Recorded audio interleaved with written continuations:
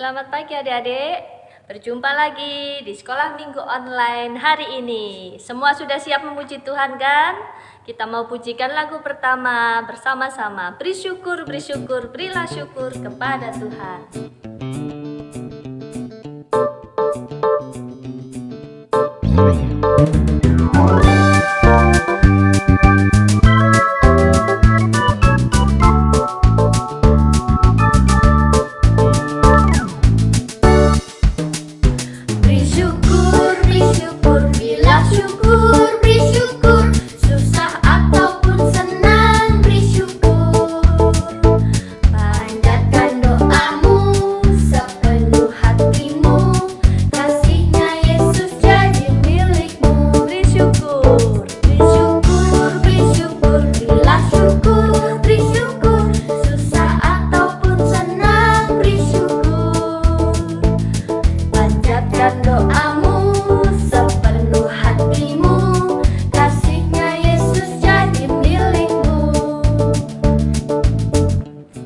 Ya, semua siap memuji Tuhan, bersyukur lagi. Ada teksnya ya adik-adik ya, kalian bisa baca, kalian bisa mengikuti. Semua menari buat Tuhan. Yeay. Siap.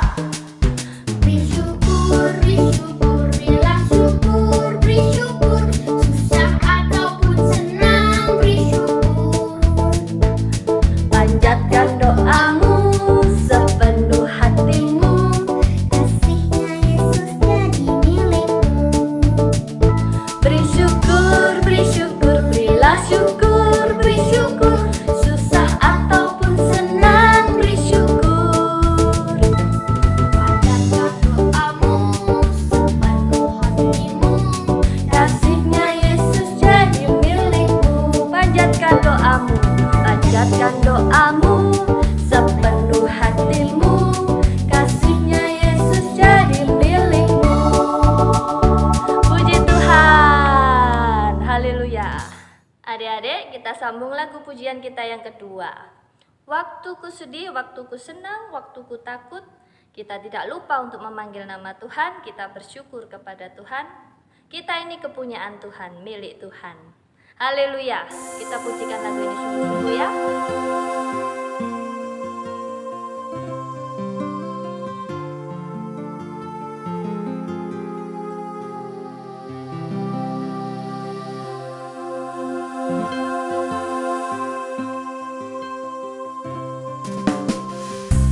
waktuku sedih, waktuku senang, Waktuku takut, waktuku takut, ku panggil namamu. ku panggil namamu. Waktuku sedih, Waktuku sedih, waktuku senang, waktuku takut, ku panggil namamu. aku milikmu. Aku milikmu, aku milikmu, Tuhan, Engkau temanku di dekatmu. Aku milikmu. Aku milikmu, aku milikmu, Yesus. Kini ku datang menyembah di kakimu. Ingat ya adik-adik, pujikan lagu ini lagi. Waktuku sedih, Waktuku sedih, waktuku senang,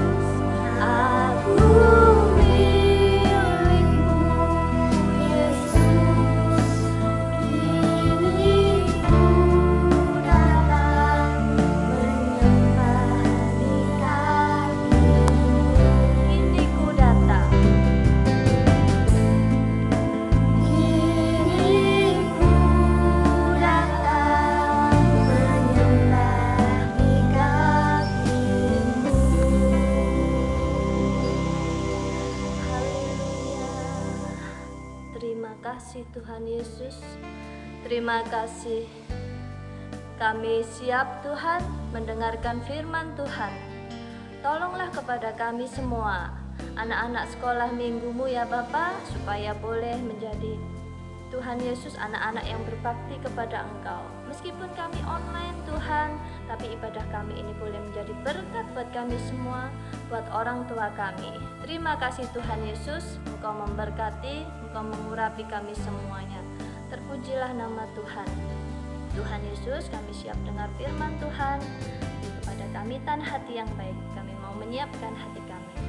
Berkati kakak yang menyampaikan firman Tuhan dengan berkat yang dari Engkau. Di dalam nama Tuhan Yesus, haleluya, amin. Selamat mendengarkan firman Tuhan. Hai, selamat pagi semuanya. Biarlah kiranya damai sejahtera Allah di dalam Tuhan Yesus Kristus dilimpahkan bagi kita satu persatu, tanpa ada satu orang pun, satu anak pun yang dilewatkan oleh berkat Tuhan. Haleluya. Kita akan segera masuk ya dalam firman Tuhan. Sedikit waktu yang Tuhan berikan bagi kita mau gunakan sebaik-baiknya. Ada satu pertanyaan dari saya ini ya. Pernahkah kalian menjadi seorang pemimpin? Haleluya. Mungkin pemimpin barisan ketika kalian mau masuk kelas. Ayo semua kumpul, baris. Ayo, Gio yang pimpin. Ya. Atau mungkin kalian pernah menjadi pemimpin dalam kelompok-kelompok belajar. Ayo, kita belajar yang baik. Ya, jangan main game. Ya, kita belajar matematika biar pinter. Atau pernahkah mungkin kalian ini pernah pimpin pujian? Wow. Ya, menjadi seorang pemimpin itu tentu apa yang kita katakan akan dituruti. Wow, puji Tuhan ya. Mereka menurut kita. Nah, hari ini kita akan masuk di dalam sebuah judul. Ya, tentu dasarnya adalah dari Alkitab. Judulnya adalah Aku bukan milik sebuah kekuasaan. Ya. Tentu menjadi pemimpin itu rasanya enak apa enggak enak? Dua-duanya ada. Banyak enggak enaknya ya. Tetapi kalau di antara kita ya diberikan kesempatan oleh Tuhan menjadi seorang pemimpin apapun itu, ya, lakukan dengan baik, lakukan dengan cinta Tuhan, semuanya untuk kemuliaan nama Tuhan, bukan untuk kepentingan kita, mentang-mentang kita berkuasa. Kita ngomong apa? Turuti yang lain ya. Enggak. Tetapi kekuasaan yang diberikan kepada kita ini adalah semata-mata untuk memuliakan nama Tuhan Yesus Kristus. Kita sudah mendengar ya, waktu yang lampau, firman Tuhan yang mengatakan bahwa kita ini manusia diciptakan laki-laki dan perempuan. Jadi tidak ada setengah laki-laki, setengah perempuan, tidak ada. Yang ada adalah laki-laki atau perempuan. Tetapi sekarang kita bertanya, lalu sebenarnya saya ini milik siapa? Ya.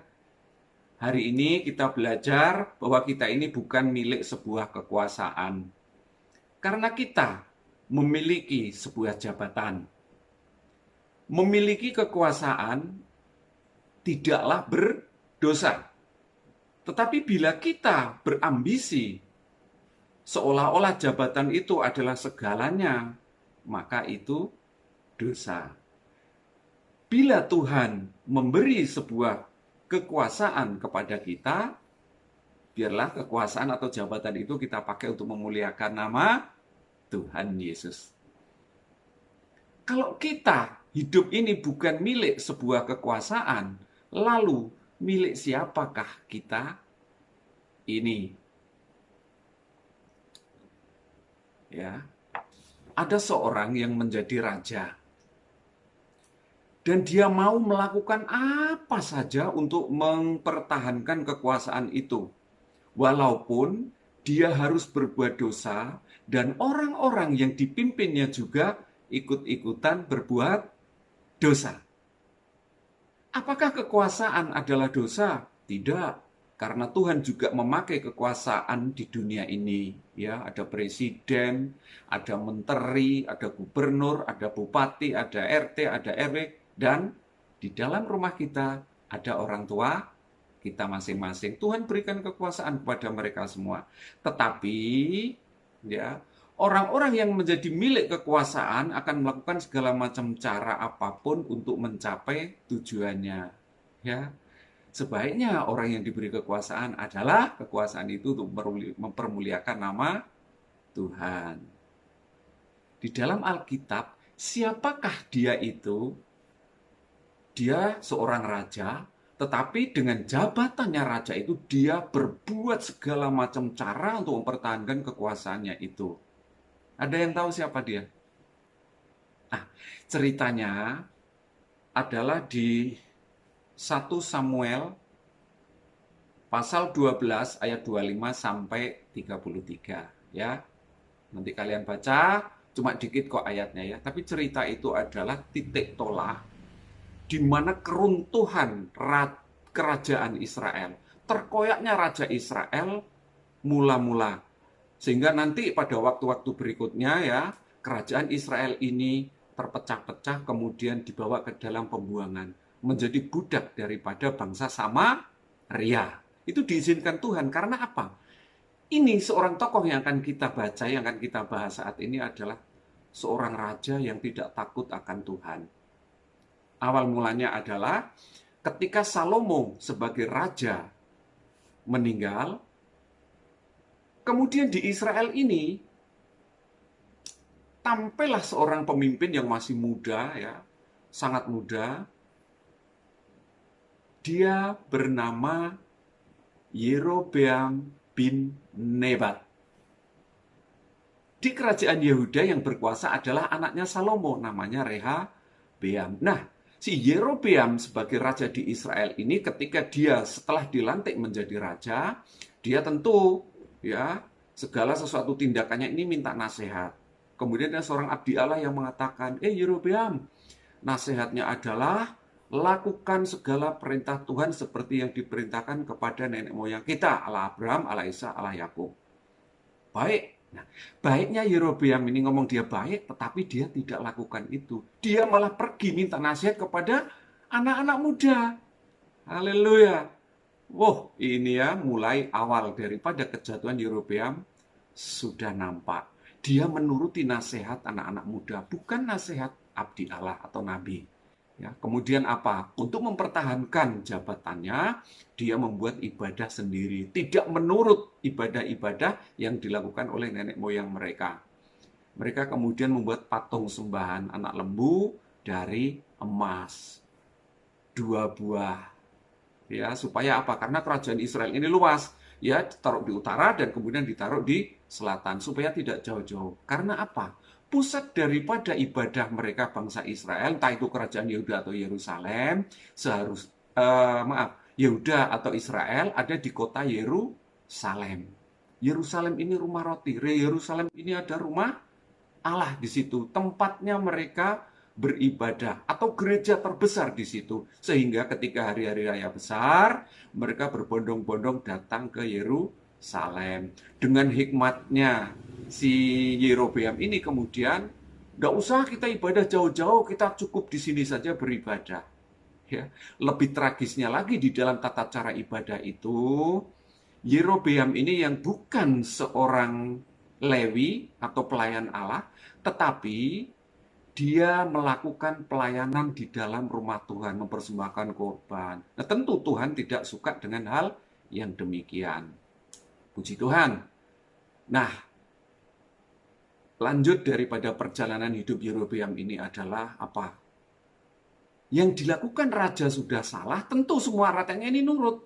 Akhirnya apa? Dari satu orang Yerobeam yang berkuasa itu memerintahkan untuk ibadah ya di Israel, bukan harusnya di Yerusalem, membuat patung lembu emas ya 2 buah. Mereka jatuh juga, seluruh rakyat Israel jatuh di dalam penyembahan berhala. Padahal satu-satunya yang pertama hukum, sembahlah Tuhan. Tidak ada Tuhan selain Allah. Ya, kejatuhan itu kemudian membuat miris. Karena apa? Sampai matinya Yerobeam, kerajaan Israel tidak tenang. Penggantinya pun demikian, diganti lagi raja, masih tetap begitu. Akhirnya pada suatu ketika nanti ya, kita akan sampai kepada cerita yang berlanjut. Kerajaan Israel ini hancur lebur, dibawa ke dalam pembuangan. Jadi tinggal nama saja. Haleluya. Nah, yuk kita baca sekarang satu ayat ya.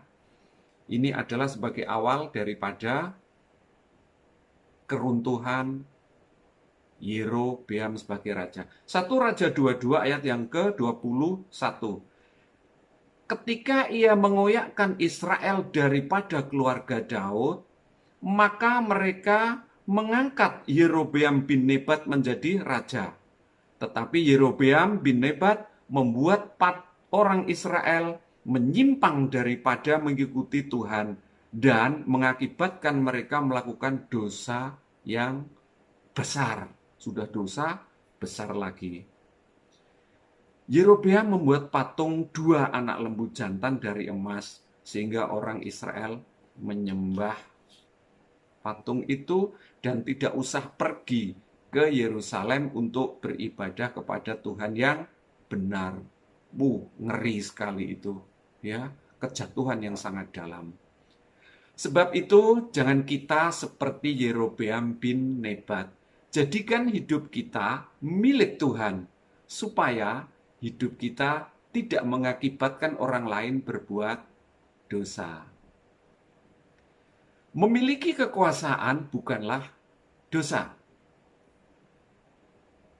Lalu menghalalkan segala cara itu juga adalah dosa. Jangan kita seperti Yerobeam, membuat patung, mengajak orang Israel menyembah patung demi mempertahankan kekuasaannya. Haleluya. Ya, itu ringkasannya demikian. Jadi satu hal, mari hidup kita ini milik Kristus. Dan kalau kita mati adalah keuntungan. Yuk kita baca satu ayat emas untuk hari ini. Ayat emasnya ada di Filipi 1 ayat ke-21. Ini Rasul Paulus yang menulis ya untuk orang-orang jemaat yang di Filipi. Karena bagiku hidup adalah Kristus dan mati adalah keuntungan.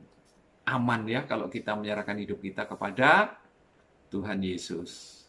Biarlah kiranya sedikit dari firman Tuhan ini dapat menyegarkan hati kita, dapat membuat kita ini mengerti, oh iya, ternyata hancurnya bangsa Israel, kerajaan Israel kemudian sampai dibuang ke dalam pembuangan Babel adalah oleh karena pemimpin yang tidak takut akan Tuhan, pemimpin yang tidak mengutamakan Tuhan, pemimpin yang berbuat dosa yang besar.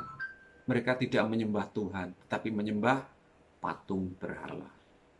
Biarlah kiranya Tuhan Yesus memberkati. Tuhan, aku menyerahkan hidupku kepadamu. Jadikanlah aku anak yang menjadikan Engkau sebagai yang paling utama dalam hidupku dan bukan yang lain. Terima kasih Tuhan untuk kesempatan hari ini. Biarlah kiranya minggu depan Tuhan kami masih diberikan kesempatan untuk kembali lagi beribadah walaupun masih harus melalui online. Tapi tangan-Mu Tuhan yang berlubang paku itu tidak pendek untuk menjangkau setiap kami, untuk menjaga kami, melindungi kami, memberkati kami, bahkan memberikan kepada kami semua yang terbaik. Minggu depan kami beribadah lagi dengan anugerah-Mu yang baru, sukacita yang baru, dan hari yang baru pula. Berkati orang tua kami, berkati saudara-saudara kami, berkati kami semuanya. Di dalam nama Tuhan Yesus Kristus, kami akhiri kebaktian hari ini, dan kami mengucap syukur. Haleluya. Amin. Sampai jumpa minggu depan. Ku diberi kuasa dari Raja Mulia, menaklukkan musuh di bawah kakiku. Ku pakai kuasa dari Raja Mulia. Bila Allah ada bersamaku, siapa jadi